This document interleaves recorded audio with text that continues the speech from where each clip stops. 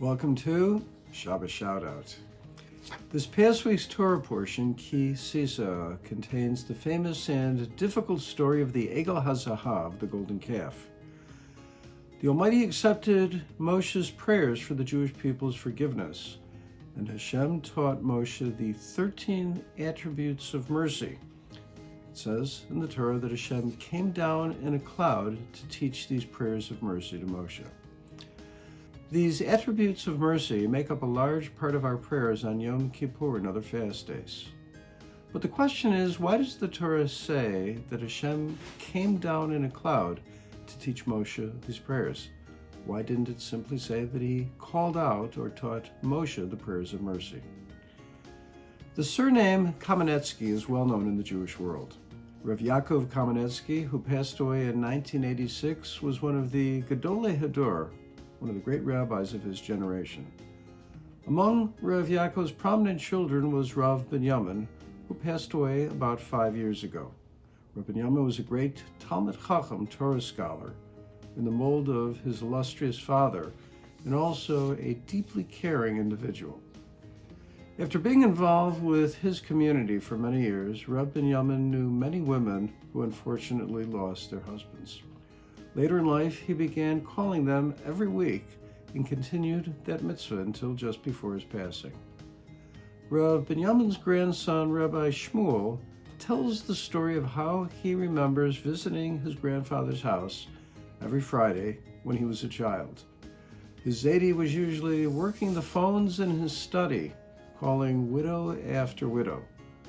Rabbi Shmuel said, "Later on, with the advent of cell phones, my Ze'ev had a code in his contacts in his old flip phone, prefacing the widows with the letter W, so that all the numbers would be easily accessible."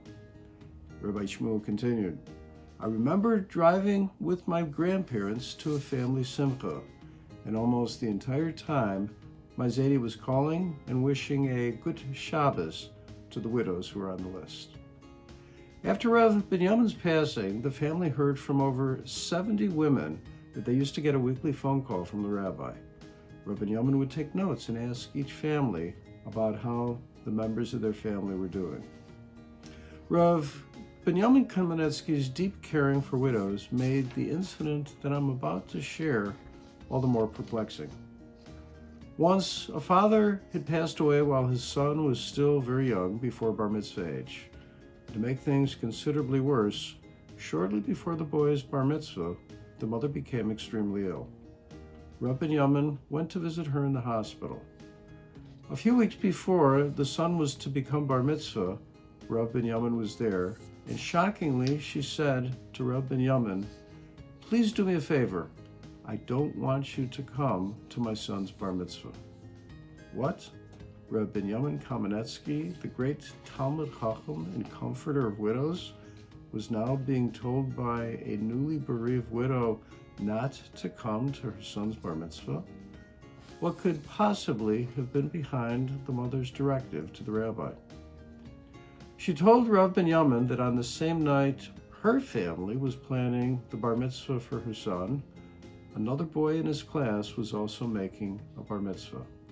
She said to the rabbi, "I know that every rabbi in town is going to come to my son's bar mitzvah because he's an orphan, he has no father, and it's entirely possible that I won't be there as well.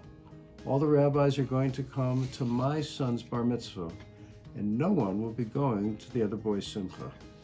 Please, Rabbi Kamenetsky," she said, "do me a favor and go to the other boy's bar mitzvah."